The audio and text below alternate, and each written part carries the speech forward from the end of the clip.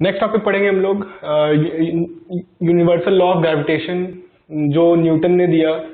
अभी तक हमने इंट्रोडक्शन किया कि कैसे कहाँ से डिराइव हुआ ग्रेविटेशन, कैसे कैसे अर्थ रिवॉल्व करती है around the sun elliptical path.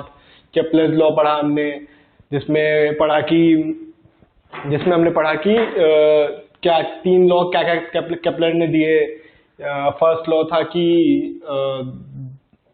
the earth or the planets revolve on an elliptical path around the sun। उसके बाद सेकेंड लॉ था कि जो एरिया स्वेप्ट किया in an equal interval of time will be equal. Third law था कि time period का square is directly proportional to the cube of the semi major axis of the ellipse on which the planet is revolving. Third मतलब अब हम third topic पढ़ने जा रहे हैं, Newton's universal law of gravitation.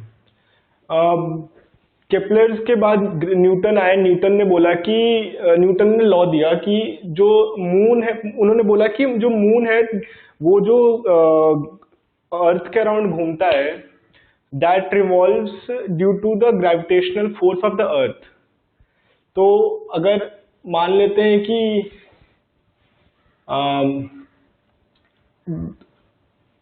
Centripetal acceleration जो होगा यहाँ पे किस जो फोर्स बाउंड कर रहा है मून को, that is mv² upon rm।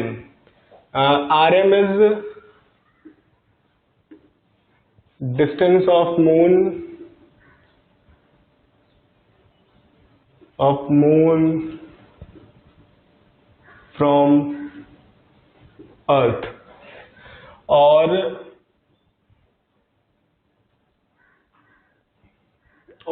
F अगर हम सेंट्रिपिटल एक्सेलरेशन लिखते हैं m into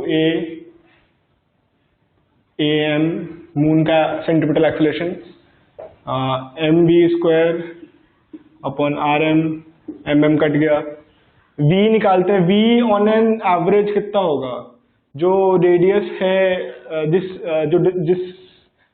distance from the moon of the earth, that is the radius. तो हो जाएगा 2πr m upon the time taken by the moon to revolve one revolution around the earth. ये हो जाएगा। rm की value हमारे पास पता है। rm की वैल्यू होती है 3.84 इंटू 10⁸ मीटर। और टाइम होगा, टाइम जो रिवॉल्यूशन करने, मून को एक रिवॉल्यूशन करने में अराउंड द अर्थ लगता है 27.3 days.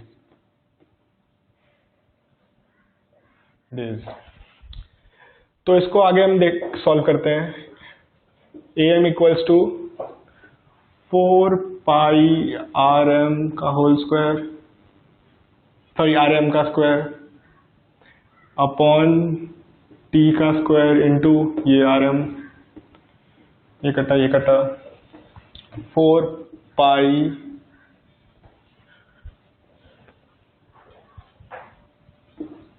rm upon t square. ठीक है, अब ये आ गया am अपना। अब हम इसको जो एक्सेलरेशन ड्यू टू ग्रेविटी है, ड्यू टू अर्थ है, जो ग्रेविटेशनल फोर्स अर्थ के से लग रहा है मून पे, तो वो ग्रेविटेशनल जो एक्सेलरेशन प्रोड्यूस कर रहा है सेंट्रिपिटल एक्सेलरेशन इतना है। बट अर्थ पे जो होता है g इक्वल टू 9.8 मीटर पर सेकंड स्क्वायर, इस फोर्स से वो पुल करता है अर्थ, और इस mg से मतलब इनटू m होता है, तो इस एक्सेलरेशन से पुल करता है। और यहाँ पे जो बाइंड कर रहा है मून को इस एक्सेलरेशन से कर रहा है। तो जब इसका रेशियो न्यूटन ने देखा, तो ये हम निकाल लेंगे, ये चीज हमें निकल जाएगी क्योंकि हमें r पता है, t पता है, तो ये वैल्यू हमें नोन है। उसी तरह g भी नोन है। तो जब इन दोनों का रेशियो लिया गया, तो that was coming inversely proportional to the radius जो डिस्टेंस था। तो rm² और R E radius of earth, earth के सरफेस पे इतना होता है ग्रेविटेशन, तो रेडियस ऑफ अर्थ लेंगे इज इक्वल टू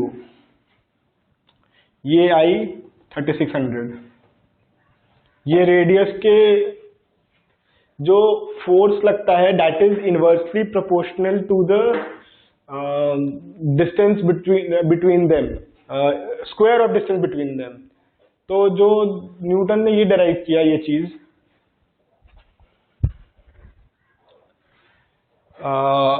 आगे देखते हैं उसके बाद न्यूटन ने क्या बोला और क्या क्या होता है। Newton law, universal law of gravitation में और क्या क्या बोला न्यूटन ने कि जो फोर्स है किसी भी दो बॉडी के बीच में जो ग्रेविटेशनल फोर्स लगता है वो और किसके प्रोपोर्शनल होता है।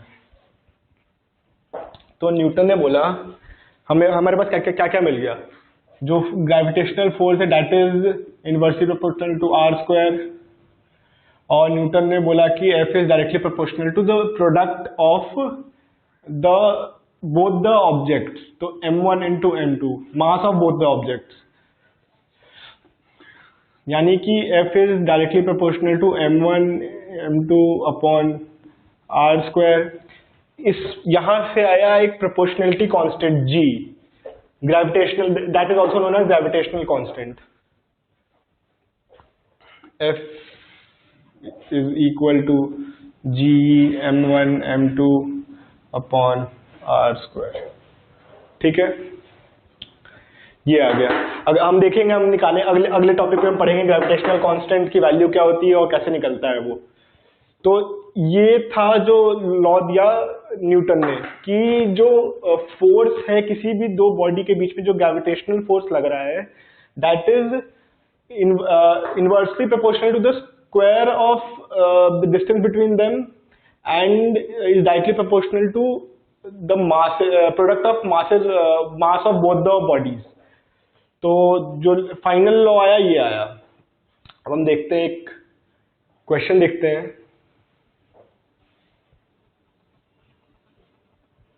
एक सेकेंड,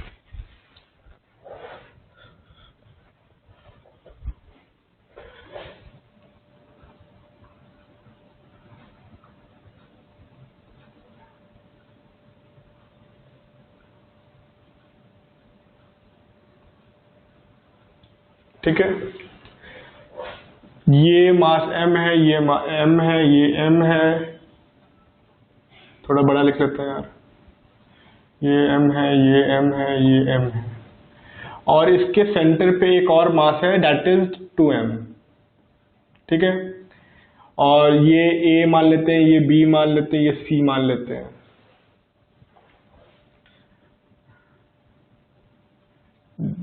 ये जो 2m है that is at the centroid है, सेंट्रॉइड को g से डिनोट करते हैं। तो और क्वेश्चन में दिया हुआ है कि AG is equal to BG is equal to CG is equal to 1 metre. ठीक है, तो we have to find out कि A, B और C की वजह से जो फोर्स लग रहा है 2m मास पे वो कितना होगा। This is x, this is y axis. देखते हैं, ये इक्विलैटरल ट्रायंगल दिया हुआ है हमें। इक्विलैटरल ट्रायंगल में क्या होता है, A B is equal to B C is equal to C है, और जो एंगल होगा angle A is equal to angle B is equal to angle C is equal to 60 degree. ठीक है, ये था, ये लॉ था, इसको मैं मिटा रहा हूं अभी के लिए।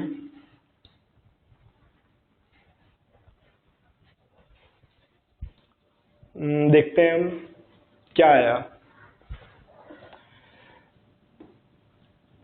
क्या कौन कैसे कैसे कैसे ये जो मास 2m इसकी फ्री बॉडी डायग्राम बना लेते हैं हम। ए पे जो मास है उसके वजह से नीचे लग रहा होगा कितना फोर्स, G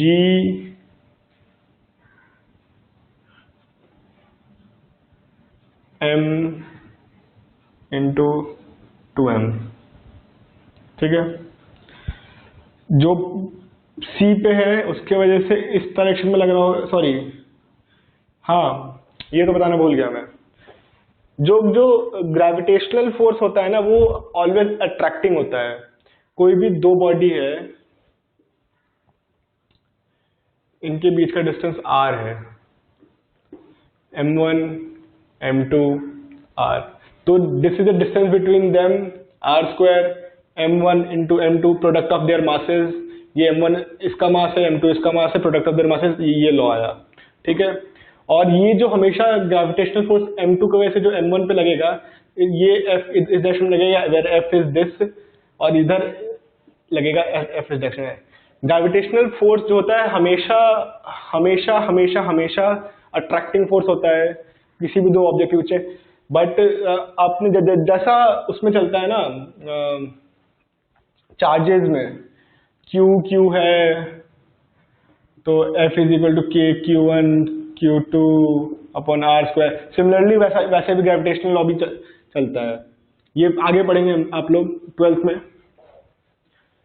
बट अभी ये क्वेश्चन देखते हैं।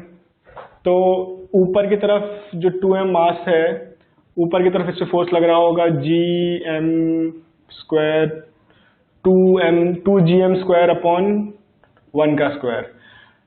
इसके वजह से c की तरफ पुल आ रहा होगा और b की तरफ पुल आ रहा होगा कितना, gm square 2gm square upon 1 का स्क्वायर 2gm स्क्वायर अपॉन 1 का स्क्वायर। अब इसको हम देखते हैं, इधर x है इधर y है, ठीक है।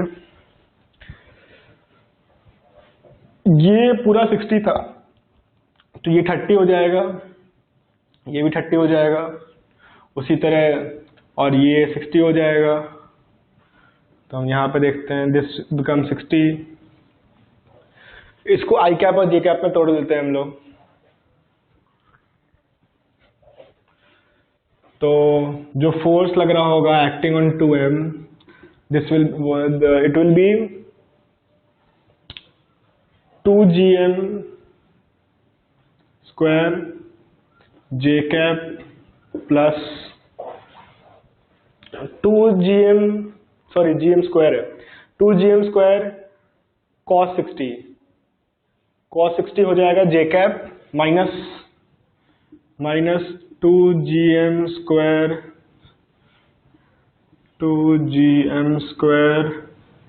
cos 60 J cap plus I cap में कितना होगा 2gm स्क्वायर sin 60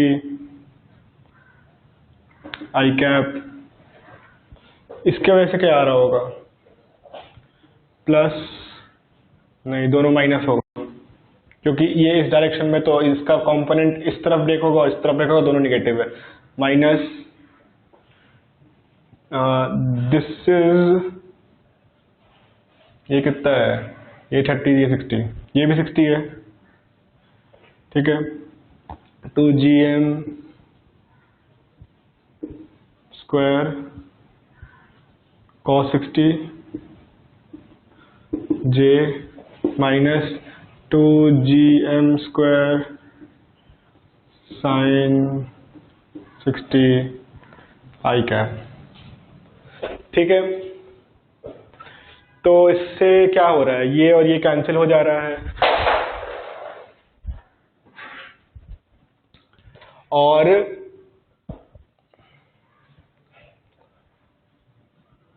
ये कैंसिल नहीं हो रहा है, sorry,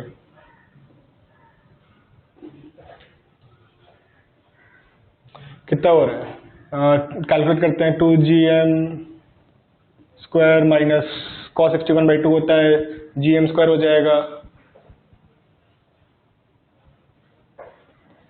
gm minus gm square, ये भी cos 60 है, माइनस gm स्क्वायर होगा तो कितना हो जाएगा, minus gm square is equal to 0। तो जो इन तीनों के वजह से जो इस पे जो फोर्स लग रहा होगा,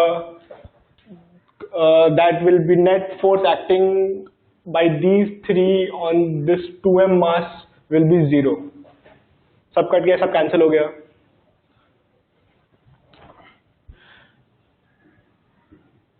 ठीक है। अगला टॉपिक देखेंगे हम ग्रेविटेशनल कांस्टेंट। बट हाँ, उससे पहले एक चीज और है इस टॉपिक में कि जो अगर कोई हॉलो मास है, हॉलो मास की वजह से उसके बाहर और उसके अंदर क्या ग्रेविटेशनल फोर्स होगा।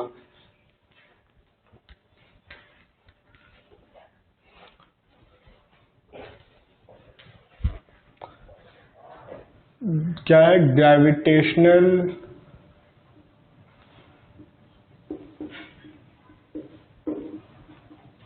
Force due to hollow sphere.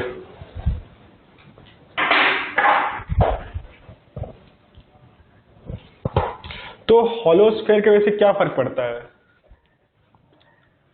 अगर मान लेते हैं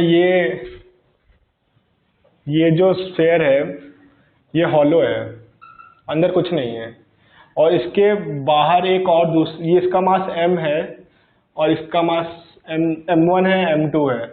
तो जो इसके वजह से इस पे फोर्स लग रहा होगा कुछ इस पॉइंट की वजह से इस डायरेक्शन में, इस पॉइंट की वजह से इस डायरेक्शन में, इस पॉइंट की वजह से इस डायरेक्शन में, इस पॉइंट की वजह से भी इसी डायरेक्शन में, इस पॉइंट की वजह से इस डायरेक्शन में, इस पॉइंट की वजह से इस डायरेक्शन में। ठीक है, तो जो अगर कोई भी चीज ऊपर है तो उसका सेम कंपोनेंट नीचे होगा, तो जो वर्टिकल कंपोनेंट होगा दोनों एक दूसरे को कैंसिल कर दे रहा है। तो जो net force acting due to an hollow sphere on an mass m will be, अगर इसके सेंटर का डिस्टेंस r है, यार इसके सेंटर का डिस्टेंस r है, तो जो इसमें भी F इज इक्वल टू हो जाएगा g m1 m2 upon r square, क्योंकि इसका वर्टिकल कंपोनेंट कैंसिल हो जा रहा है, क्योंकि जो ऊपर है जो चीज वो चीज नीचे भी है। तो जो इस फोर्स का जो वर्टिकल कंपोनेंट इस डायरेक्शन में आएगा तो इसका इस डायरेक्शन में आएगा, तो that will cut each other, cancel each other. तो वर्टिकल में कोई फोर्स आएगा नहीं, बस फोर्स आएगा इसके line joining both the centres. अगर कोई ये case 1 r is greater than r radius, ठीक है, अगर कोई भी सेकेंड केस देखते हैं हॉलो स्फीयर का, सेकेंड केस जो है हॉलो स्फीयर का क्या है, case number 2 when r is less than r, hollow sphere के अंदर कोई ऑब्जेक्ट है, हॉलो स्फीयर है,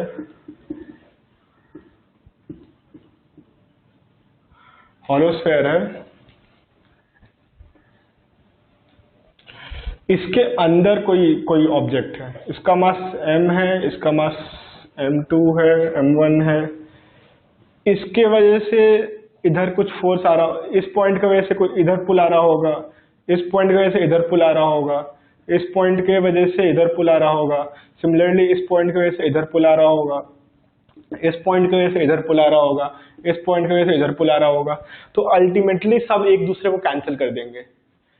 तो किसी भी हॉलो स्फीयर के अंदर ना कोई भी ग्रेविटेशनल फोर्स नहीं लगता है, याद रखना। Hollow sphere, hollow, solid sphere में नहीं, हॉलो स्फीयर, हॉलो स्फीयर के अंदर कोई भी ग्रेविटेशनल फोर्स पर नहीं लग रहा होता है, सारे ग्रेविटेशनल फोर्स एक दूसरे को कैंसिल कर देते हैं। तो that's it in universal law of gravitation. हमने क्वेश्चन देख लिया, एक ग्रेविटेशन कैसे सॉल्व करते हैं ग्रेविटेशनल लॉ के questions using the force formula given by Newton. उसके बाद हमने हॉलो स्फीयर का केस पढ़ लिया कि हॉलो स्फीयर में बाहर अगर कोई चीज रखी हुई हो, कोई मास m बाहर हो हॉलो स्फीयर के, तो कैसा फोर्स लगेगा, और अगर कोई m मास हॉलो स्फीयर के अंदर हो तो उस पर क्या फोर्स लगेगा, मतलब कोई फोर्स नहीं लगेगा। ठीक है, अगला टॉपिक है ग्रेविटेशनल कांस्टेंट।